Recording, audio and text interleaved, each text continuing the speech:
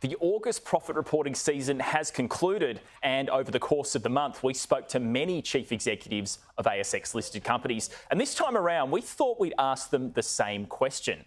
What's the biggest way you are feeling inflation in your business? We've compiled some responses from 13 CEOs in this special package, ranging from retailers to manufacturers to technology companies. And naturally, different bosses had very different answers to the same question. Headline inflation lifted 6% in the financial year to June 30, and for every business, that meant rising input costs.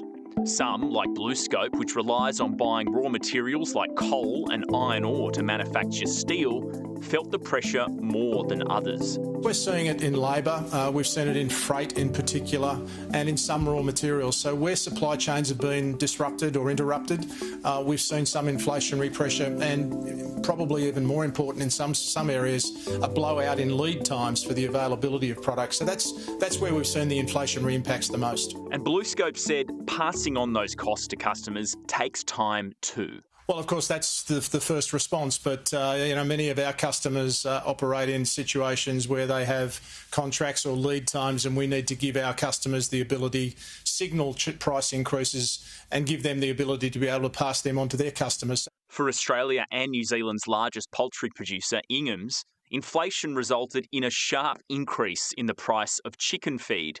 It caused the company to lift chicken prices in Australia by 13%. It's very challenging, and it's no more challenging here than it has been across the broader economy. But every line of our P&L has been significantly affected by cost inflation. So we're looking at fuel, labour, packaging and ingredients, supply chain costs, and of course for us the big one is feed inputs. So global wheat and soy prices have stayed at very elevated levels throughout that period. Australia's largest insurer, IAG, said inflation was making repair costs more expensive. And this resulted in gross written premiums being increased by 10.6% during the year. Two parts to it. One, we're seeing sort of just in our repair costs of sort of motor and home, we're expecting that to sort of be 5 to 10% in sort of inflationary pressure over the next 12 months. So that's sort of a big part of our company. That's sort of as we're managing claims. The other side of it is we are seeing, I'm not sure you call it inflationary pressure, it's just our view around perils and cost of reinsurance, and that sort of has been double-digit type increases. And health insurer NIB said rising hospital fees were pushing up costs, which meant revenue from Australian residents' health insurance jumped 6.1% to $2.4 billion. And provider costs, particularly the hospitals, and it's circumstantial as well, Ross. The hospitals have had a difficult time during COVID for all the reasons we understand, and necessarily they're trying to recover their business models. So as hard as we work to keep people healthy and, dare I say, out of hospital, as COVID passes and the hospitals look to recover their business models, so they'll be looking for price increases, and we're not unsympathetic to that, but with them we have to ensure that it remains affordable and the entire system all the more sustainable. And Wesfarmers, which employs more than 120,000 people, said inflation was pushing up input costs, but also wages and salaries. It's expecting inflationary pressures on household budgets and the cost of doing business to remain elevated during the new financial year. Well, we've seen inflation across a range of areas. Obviously, we're seeing just generalised inflation as everyone feels it, but particularly in higher wage rates. Also, power prices, power costs have been going up at double-digit rates. Also, more recently, we've seen we're starting to see as the Aussie dollar starts to fall a bit relative to the US, we start to see a bit of imported inflation come through, and that's a new emerging inflationary trend. And for Wesfarmers, that meant lifting prices to cover its additional costs. Look, we have been able to pass some prices on, some costs through in prices, but if you look at our margins, we've held our margins fairly constant.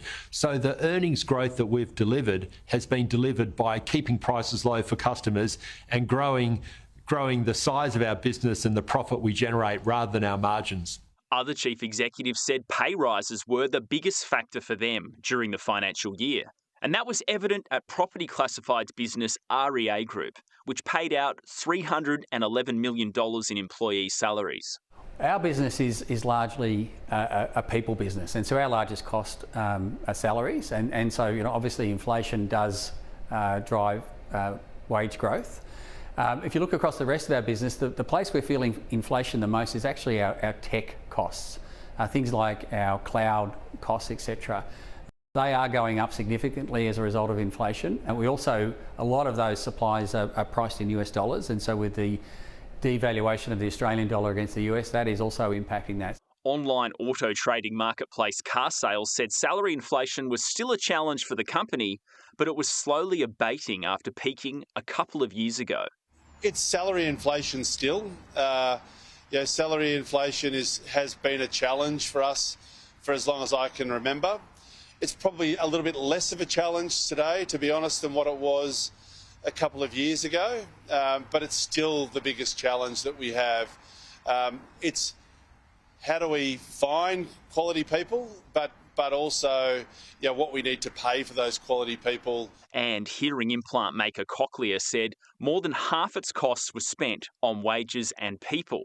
Employee expenses jumped 17% during the financial year to about $688 million.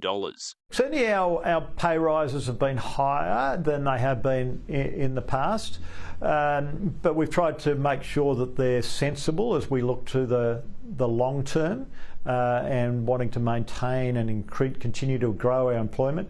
We have over the last few years increased the level of variable pay that people are eligible for, and given the growth that we've seen last year, people right around the world will benefit from an increase in their bonus effectively because of the strong sales growth we've seen. So that's very timely. Retail business Scentre Group, which owns the Westfield Shopping Centres brand in Australia and New Zealand, said inflation was a positive for them due to the way rental contracts are structured. Specialty rent escalations jumped 8.1% during the half year. Well, inflation is actually a positive to our business because most of our leases are escalated at inflation plus a number. So, in fact, inflation is, we're an inflation hedge. And so we're seeing the benefits of higher inflation show through the escalations in our rents. The fact that the activity that's being generated in the centres is also at a high level because of our deliberate strategy of driving more customer visitations means that businesses themselves are also benefiting from higher levels of activity. I think that's called inflation. Other businesses that rely on consumer spending, like furniture retailer Nick Scali, said inflation was impacting consumer demand and creating sales volatility. And we've seen that in the volatility in the second half this year, where some months have been really down and then they've come back and bought. An example was the June month, we were up on last year. But yes, you must say there's resilience, and I understand that savings have gone up, so it's just more about sentiment going forward. Inflation is a concern for all chief executives, but for BHP, which looks years ahead into the future, the bigger issue is its major customer, China, eventually slowing down its purchases of iron ore.